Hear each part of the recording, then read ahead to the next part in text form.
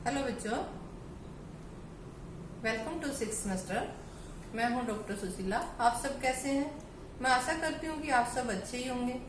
और हमारा जो है सिक्स सेमेस्टर चल रहा है। सिक्स सेमेस्टर में कल जो हमने वीडियो बनाई थी वो था इंग्लैंड के संविधान की विशेषताएं, और आज जो है हम अमेरिका के संविधान की विशेषताएं पढ़ेंगे। आप सभी को पता है अमेरिका जो है सुपर पावर कंट्री है। जब सेकेंड वर्ल्ड वॉर खत्म हो जाता है उसके बाद पूरा विश्व जो है दो ध्रुवों में बढ़ जाता है। एक तरफ अमेरिका था, दूसरी तरफ यूएसएसआर था।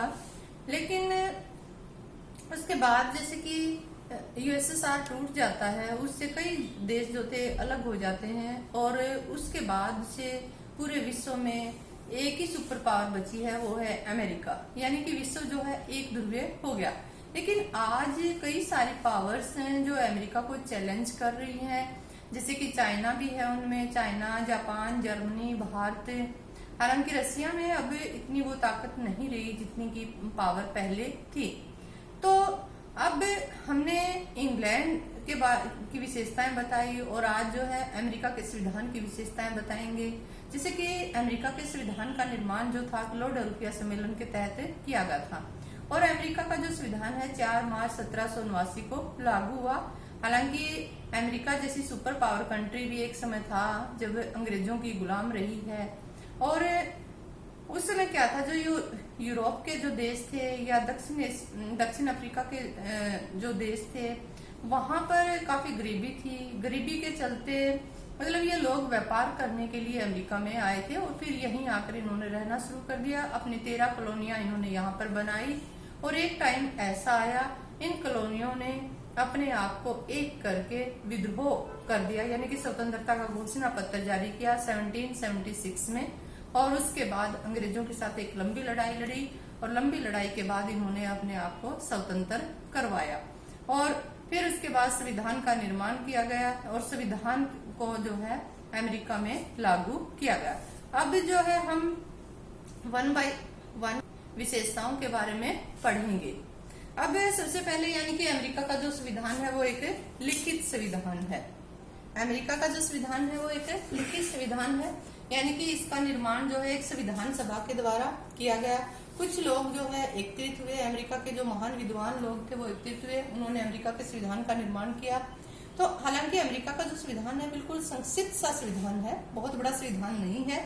इसके अंदर हम देखते हैं सिर्फ 7 अनुच्छेद हैं, 7 अनुच्छेद हैं, और अभी तक इस संविधान में 27 संशोधन ही हो पाए हैं। यानी कि 1789 में संविधान लागू होता है, और आज तक इसमें सिर्फ 27 संशोधन ही किए गए हैं।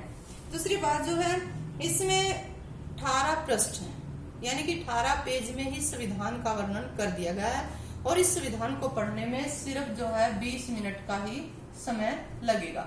20 मिनट में ही आप पूरे संविधान को पढ़ लोगे, क्योंकि संविधान में मोटी मोटी जो चीजें दी गई हैं, हालांकि बहुत सारी चीजें खाली छोड़ दी गई थी कि जैसे जैसे टाइम आगे बढ़ता जाएगा, प्रशासक आते जाएंगे, अपने आप इसमें मॉडिफिकेशन करते जाएंगे। फिर जो है अमेरिका का संविधान जो है लोक प्रभुता पर आधारित है, यानी कि पावर जो है लोगों से जनरेट होती है।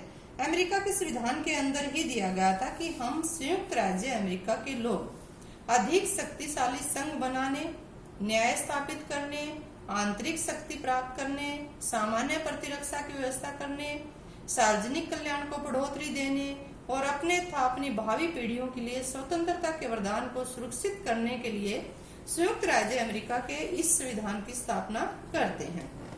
इस प्रकार यह संविधान अंतिम सत्ता जो है लोगों में निहित मानता है। इसके द्वारा केंद्रीय तथा राज्यों की सरकारों पर निश्चित रूप से नियंत्रण लगाए गए हैं, ताकि वे नागरिकों के अधिकारों तथा स्वतंत्रताओं का उल्लंघन न कर सकें। अब जो है सरकार का जो रूप है वो है संघीय रूप है, यानी कि अमेरिका में संघात्मक शासन प्रणाली को अपनाया गया है। संघात्मक शासन प्रणाली को अपनाया गया है। पावर्स जो है राज्यों में और केंद्र के बीच में बटी हुई है, क्योंकि संविधान में दिया गया है कि कुछ एक पावर जो है संघ को दे दी गई है, बाकी जो बची हुई पावर्स हैं वो राज्यों को दे दी गई है, यानी कि राज्यों के पास वो पावर है। और जहां पर भी संघात्मक शासन प्रणाली होती है वहां पर पावर्स बटी हुई होना बहुत जरूरी है, नहीं तो राज्यों के और केंद्र के बीच में तनाव पैदा हो जाता है, लड़ाई झगड़े होने शुरू हो जाते हैं। जैसे कि भारत में भी संघात्मक शासन प्रणाली है और संघात्मक शासन प्रणाली होने के कारण जो है पावर्स जो है बटी हुई हैं। जैसे भारतीय संविधान में संघ सूची, राज्य सूची, समवर्ती सूची और अवशिष्ट शक्तियां दी गई हैं। तो अमेरिका के संविधान में जो है पावर्स का वर्णन सिर्फ केंद्र सरकार के पक्ष में किया गया है, बाकी जो बची हुई पावर्स हैं वो राज्यों के पास रहेंगी। अब जो है शक्ति का पृथक्करण का सिद्धांत दिया गया है, यानी कि शक्ति पृथक्करण का सिद्धांत दिया था मोंटेस्क्यू ने, ये आपको याद रखना है। मोंटेस्क्यू ने दिया था शक्ति पृथक्करण का सिद्धांत, और इसको अमेरिका वासियों ने अपने देश में लागू किया, क्योंकि अमेरिका काफी लंबे समय तक काफी तनाव को झेल चुका था, जिसके चलते अमेरिका के लोग नहीं चाहते थे कि पावर जो है एक ही शक्ति के हाथ में हो। जब भी पावर एक शक्ति के हाथ में केंद्रित हो जाती है तो वो शक्ति जो है निरंकुश बन जाती है, तानाशाह बन जाती है, लोगों के अधिकारों और स्वतंत्रताओं का हनन करना शुरू कर देती है। इस वजह से पावर जो है बटी हुई वहां पर आप लोगों को देखने को मिलेंगी। यानी कि अमेरिका के संविधान के अनुच्छेद 1 में जो है जो वैधानिक शक्ति है वो कांग्रेस को दी गई है। देखो कांग्रेस क्या है, वहां की पार्लियामेंट का नाम है। जैसे हमारे यहाँ पार्लियामेंट है, वहां की पार्लियामेंट का नाम कांग्रेस है। यानी कि कांग्रेस का काम क्या है, विधियों का निर्माण करना, कानूनों का निर्माण करना, वो जो है कांग्रेस को दिया गया है। कानूनों को लागू करना कार्यपालिका को दिया गया है, और कानूनों की व्याख्या करना या कानूनों की रक्षा करना वो कार्य जो है न्यायपालिका को दिया गया है। और अमेरिका की जो न्यायपालिका है उसके पास न्यायिक पुनर्निरीक्षण की भी पावर है। तीनों जो है अपने अपने क्षेत्र में स्वतंत्र हैं, यानी कि तीनों के तीनों अपने अपने क्षेत्र में स्वतंत्र है, कोई किसी के क्षेत्र में हस्तक्षेप नहीं करता और स्वतंत्रता पूर्वक अपना कार्य करते हैं। अब अमेरिका में एक और चीज है, विरोध था संतुलन का सिद्धांत। विरोध था संतुलन का सिद्धांत, ये भी जरूरी था, नहीं तो ये तीनों जो है अपनी मनमानी करना शुरू कर देते। तीनों की तीनों जो पालिकाएं हैं ये अपनी मनमानी करना शुरू कर देते, और इस वजह से इनके ऊपर कंट्रोल रखने के लिए एक सिद्धांत और दिया गया, निरोध था संतुलन का सिद्धांत। अब इसमें क्या होता है, यानी कि एक जो है दूसरे के ऊपर कंट्रोल कर रहा है, दूसरा जो है तीसरे के ऊपर कंट्रोल कर रहा है, ये जो है इन दोनों के ऊपर कंट्रोल कर रहा है, ये जो है इन दोनों के ऊपर कंट्रोल कर रहा है। यानी कि एक दूसरे के ऊपर नियंत्रण बनाकर ये रखते हैं। कैसे नियंत्रण बनाकर रखते हैं अब उसके बारे में बताती हूँ आप लोगों को। जैसे कि वहां की जो विधान पालिका है, यानी कि कांग्रेस जो है कानून का निर्माण करती है।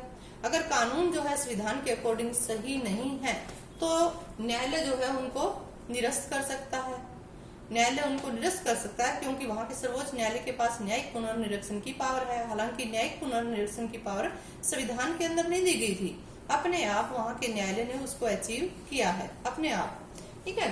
और दूसरी बात, अगर वहां की विधान पालिका जब भी कोई किसी कानून का निर्माण करती है तो उसके बाद वो राष्ट्रपति के पास जाता है, और राष्ट्रपति के जब हस्ताक्षर हो जाते हैं तभी वो कानून बन पाता है।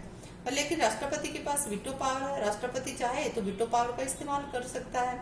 और दूसरी बात, राष्ट्रपति के ऊपर भी नियंत्रण बनाकर रखती है विधान पालिका। कैसे, जैसे कि जो भी संधि राष्ट्रपति के द्वारा की जाती है, अप्रूवल जो है उसको सीनेट से लेना होता है। अगर सीनेट जो है उनको अप्रूवल ना दे तो वो संधि लागू नहीं हो सकती।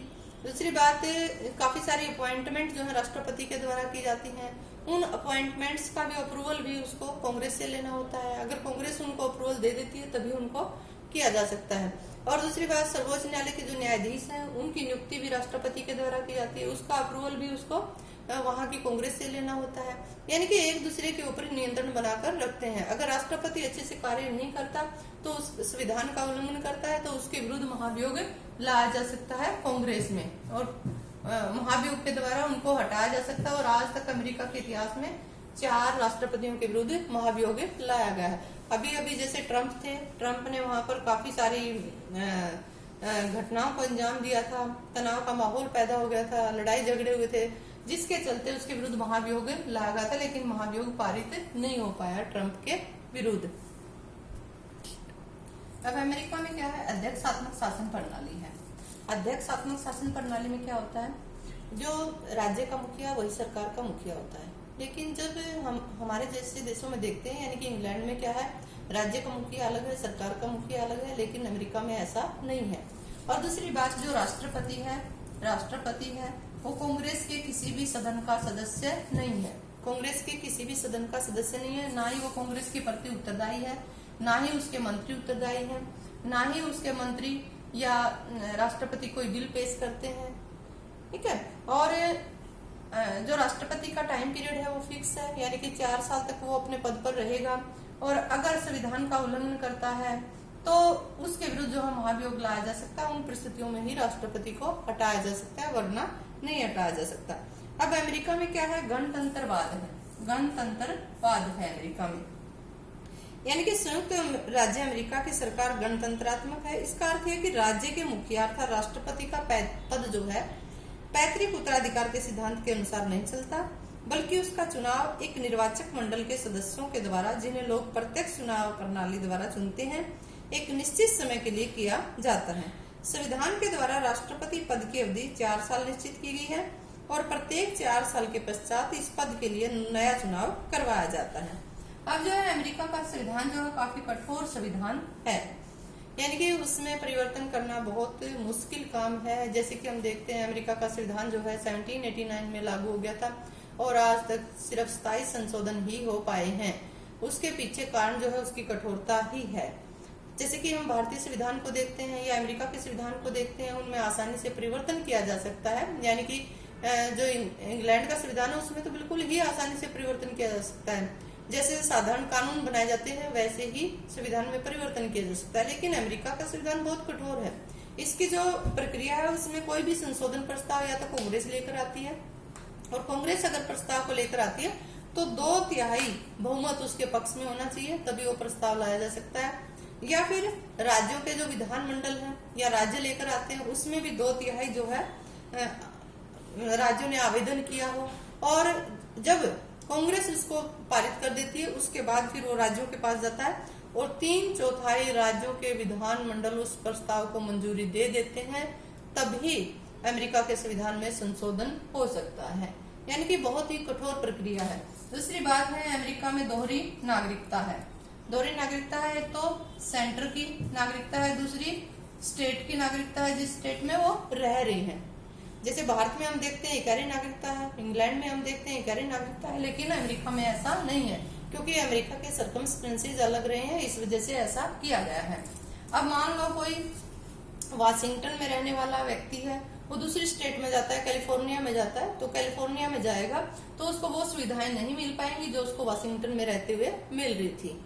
दूसरी बात जो है न्यायिक पुनर्निरीक्षण की पावर है, यानी कि वहां के सर्वोच्च न्यायालय ने अपने आप इस पावर को हासिल कर लिया है। हालांकि संविधान के द्वारा ऐसी कोई पावर उसको नहीं दी गई थी। एक मुकदमा था 1803 में न्यायाधीश मार्शल के द्वारा मार्बरी बनाम मेडिसन में के तहत उन्होंने इस पावर को हासिल किया था, और आज जो है सर्वोच्च न्यायालय के पास जो है न्यायिक पुनर्निरीक्षण की पावर है।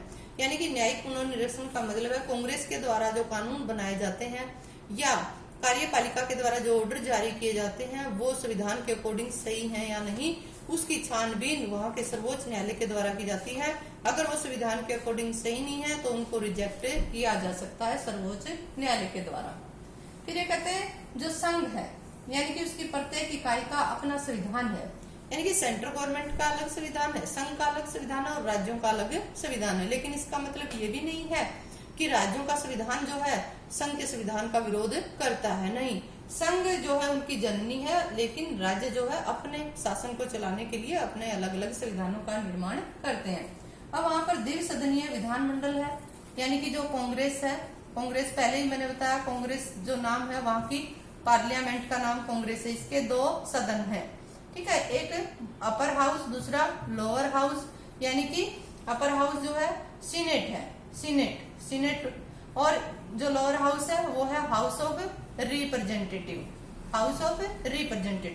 यहाँ पर राज्यों को प्रतिनिधित्व दिया गया है, हालांकि यहाँ पर भी राज्यों को प्रतिनिधित्व दिया गया है, लेकिन यहाँ राज्य क्या है, चाहे छोटा हो चाहे बड़ा हो, समान प्रतिनिधित्व दिया गया है। लेकिन यहाँ पर क्या है, जनसंख्या के आधार पर प्रतिनिधि चुन कर आते हैं। इसकी संख्या 100 है, यानी कि सीनेट की जो संख्या है, सीनेट के सदस्यों की संख्या जो है 100 है। प्रत्येक राज्य 2 सदस्यों को यहाँ पर भेजता है, लेकिन यहाँ पर क्या है, जनसंख्या के आधार पर प्रतिनिधि चुनकर आते हैं और इसकी संख्या जो है 435 है। अब ये कहते हैं दूसरा सदन अधिक शक्तिशाली है। अमेरिका में जब हम देखते हैं तो ऊपरी सदन जो सीनेट है वो बहुत शक्तिशाली है, क्योंकि यहाँ पर राज्यों को प्रतिनिधित्व दिया गया है।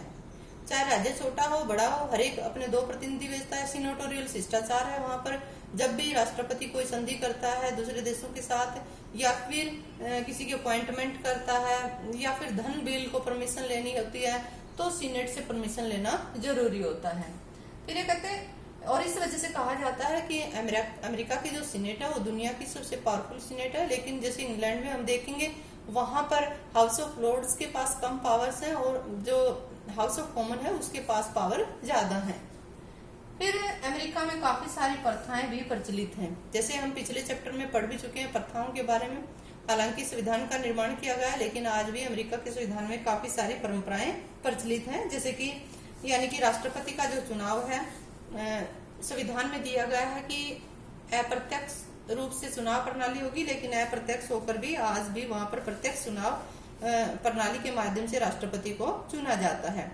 और हालांकि अमेरिका के लोग जो है मंत्रिमंडल के बारे में कुछ भी उन्होंने वर्णन नहीं किया था, लेकिन आज भी वहां पर मंत्रिमंडल की स्थापना की जाती है और मंत्रिमंडल के माध्यम से ही शासन प्रणाली को चलाया जाता है।